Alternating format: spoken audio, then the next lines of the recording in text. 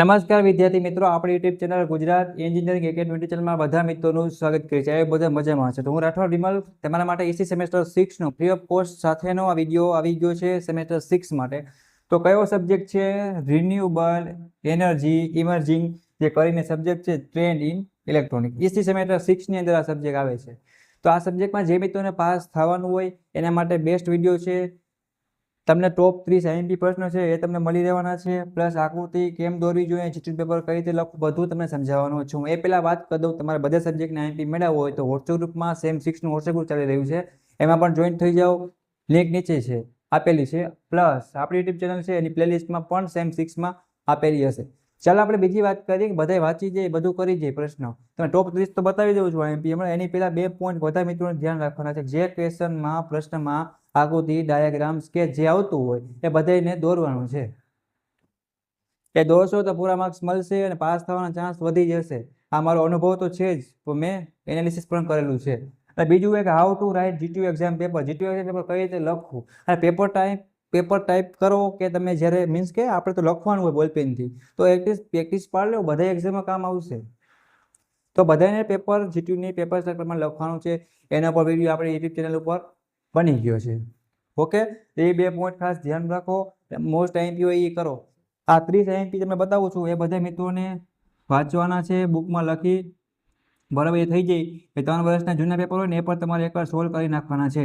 એ તમને ગેરંટી મારું કે REE સબ્જેક્ટમાં કે આ એસી સેમેસ્ટર 6માં કોઈ પણ મિત્ર ફેલ ન થાય. ઓકે, તો ચાલો આપણે હવે પ્રશ્ન તરફ આગળ વધીએ. અને બીજી ખાસ વાત એ છે કે કોઈને કાંઈ પણ પૂછવું હોય તો કોમેન્ટ કરી લેવાની રહેશે.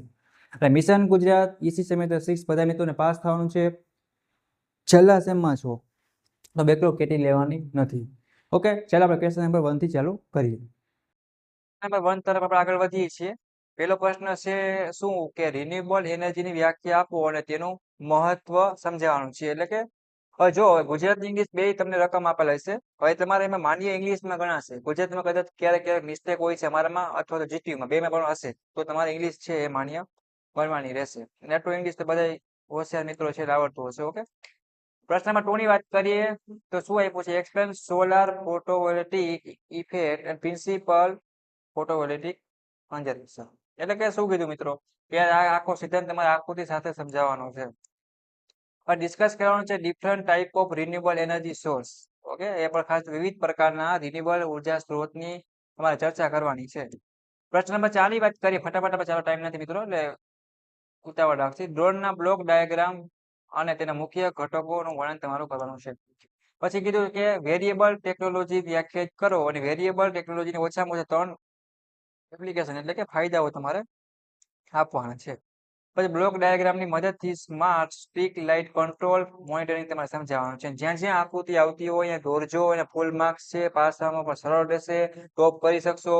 બેકલોગ આવતો હોય તો નહીં આવે અને માર્ક્સ વધારે આવવાના ચાન્સ રહેશે. ઓકે, પ્રશ્ન નંબર 7 તરફ આગળ વધીએ. ઓર્ગેનિક ઇલેક્ટ્રોનિક્સ ફાયદા અને એપ્લિકેશન તમારે એની યાદી બનાવવાની છે. List the advantage and application of organic electronics.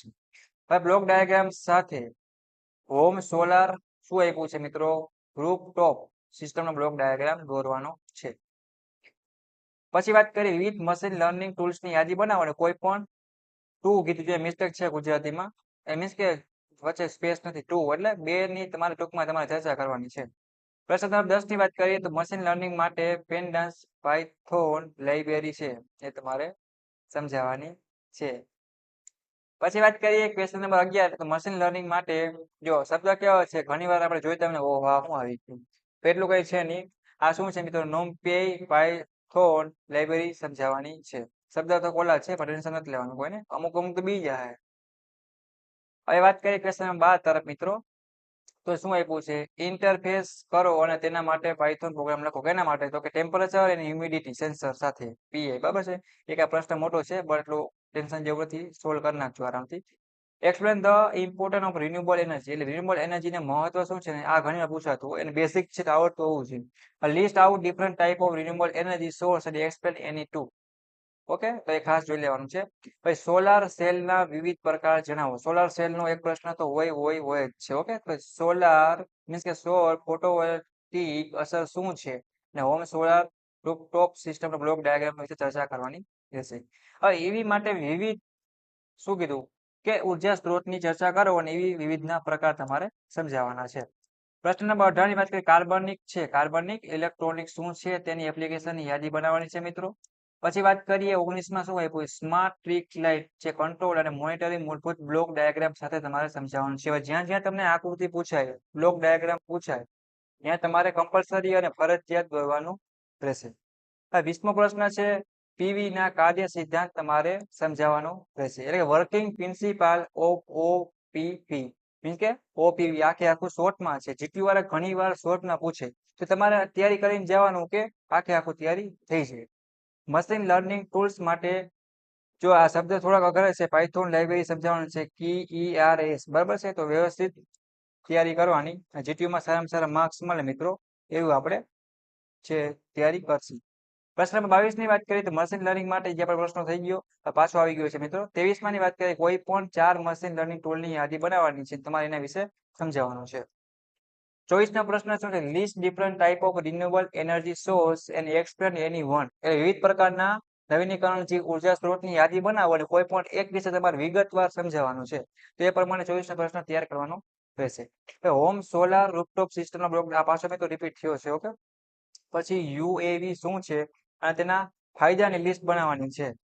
તો ટૂંકમાં પણ પ્રશ્નોને યાદ રાખતા શીખજો. ઘણી વાર આખું નામ ન આપે યુએવી આપે આપણે ખબર હોવી જોઈએ શું થાય ઓકે. વિવિધ પ્રકારની સ્માર્ટ સિસ્ટમની યાદી બનાવવાની કોઈ પણ 2 સ્માર્ટ સિસ્ટમનો ડાયાગ્રામ તમારે દોરવાનો રહેશે. 28મો પ્રશ્ન છે જળ પ્રદૂષણ મોનિટરિંગ સિસ્ટમનો બ્લોક ડાયાગ્રામ દોરો ઓકે. તો એના પર તૈયારી ખાસ કરી નાખજો. AR VR ઉદ્યોગના પરિપ્રેક્ષ્યો અને તકો વિશે સમજાવો ઓકે. તો એ પ્રમાણે પણ તૈયારી કરી લેવાની. લાસ્ટ ક્વેશ્ચન શું છે કે poly crystalline silicon solar cell વિશે તમારે ટૂંકમાં સમજાવવાનું છે.